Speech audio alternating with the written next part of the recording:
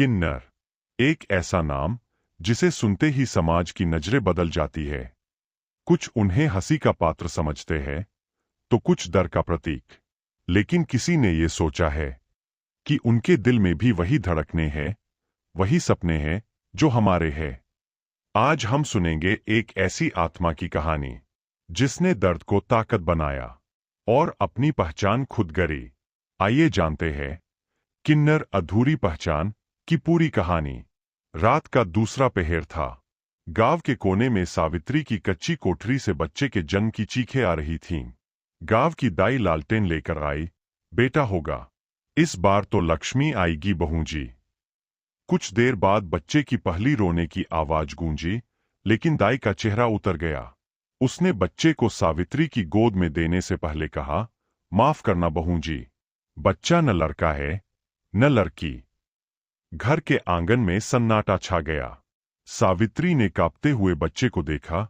मेरा बच्चा है, मैं इसे नहीं छोड़ूंगी। पर पति बोले, ऐसा बच्चा अपशगुन होता है, इसे घर से बाहर भेज दो। सुबह होने से पहले ही वह मासूम बच्चा एक बूढ़ी औरत के हाथों चला गया। वो थी गुरुमा चंपा, जो किन्नर समुदाय की मुखिया थी। गुरुमा ने बच्चे को गोद में लिया।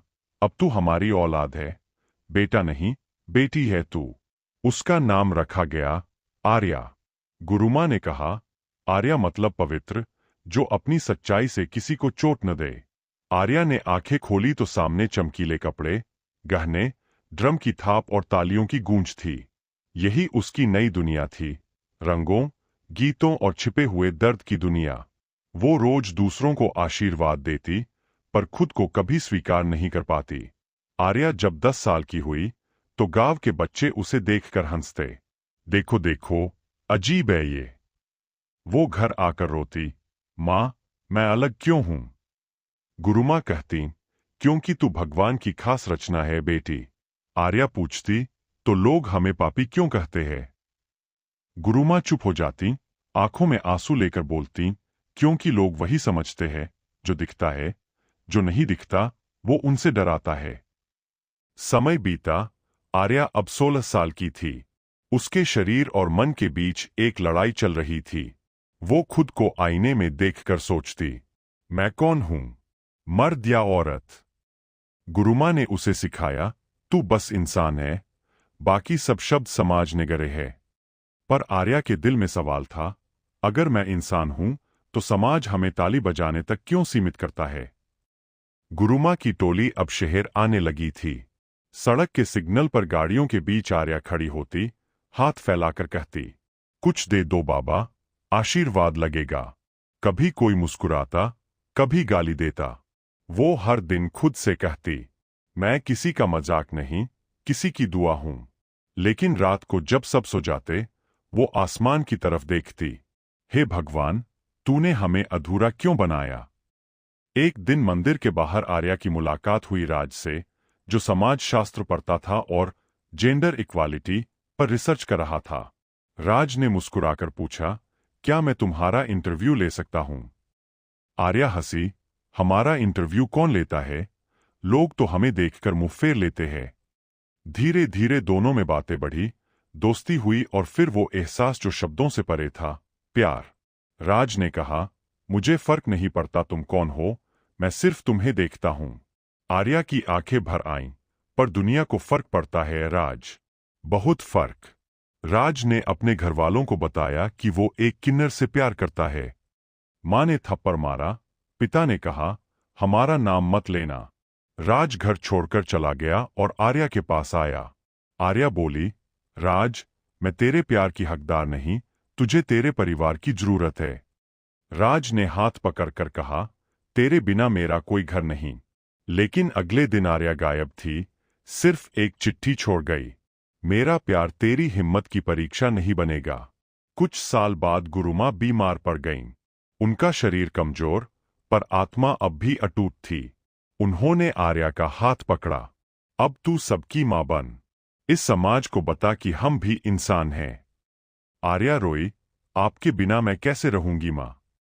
गुरुमा मुस्कुराईं, मैं हर तालियों की गूंज में रहूंगी। वो रात आर्या की जिंदगी की सबसे दर्दनाक थी। गुरुमा के जाने के बाद आर्या ने किन्नरों की टोली छोड़ दी और पढ़ाई शुरू की। उसने एनजीओ में काम करना शुरू किया, किन्नर बच्चों को शिक्षा, सम्मान और पहचान दिलाने के लिए। उसने अपने भाषणों में कहा, हम किसी के मजाक नहीं, हम भी इस देश के नागरिक हैं। धीरे धीरे लोग उसकी बात सुनने लगे। 2014 में जब सुप्रीम कोर्ट ने थर्ड जेंडर को अधिकार दिए, आर्या कोर्ट के बाहर खड़ी होकर रो पड़ी। आज मुझे पहली बार लगा कि मैं इस देश की बेटी हूं। मीडिया ने उसे आर्या दीदी कहा और हर जगह उसकी कहानी चर्चा का विषय बन गई। उसने एक संस्था शुरू की, आर्या फाउंडेशन, जहां त्यागे गए बच्चों और किन्नरों को नई जिंदगी मिलती। एक दिन उसे खबर मिली कि कोई व्यक्ति उसकी संस्था के बाहर उसका नाम पुकार रहा है। वो राज था। वो अब एक समाज सेवी बन चुका था। उसने कहा, मैंने तेरा सपना पूरा किया आर्या, अब समाज हमें स्वीकारने लगा है। आर्या मुस्कुराई, शायद अब वक्त आ गया है कि हम खुद को भी माफ कर दें। दोनों मंदिर गए, जहां पुजारी ने बिना सवाल किए दोनों को आशीर्वाद दिया। वो पल था जब समाज की सबसे बड़ी दीवार टूट गई। आर्या अब एक वृद्ध महिला है, सफेद बाल, माथे पर तिलक और आंखों में सुकून। वो रोज अपनी संस्था के बच्चों को सिखाती है, किसी की पहचान उसके शरीर से नहीं, उसके कर्मों से होती है। वो कहती है, हम वो है जो दुनिया की तालियों में भी भगवान को महसूस करते हैं। कहानी वही खत्म नहीं होती, क्योंकि आर्या अब एक नाम नहीं, एक आंदोलन बन चुकी है। कभी जब सड़क पर किसी किन्नर को देखो तो नजरें मत फेरना। उनकी मुस्कान में वो दर्द छुपा है जिसे तुम जान भी नहीं सकते। तालियां बजती है, पर वो तालियां अक्सर उनके आंसुओं की आवाज को दबा देती है।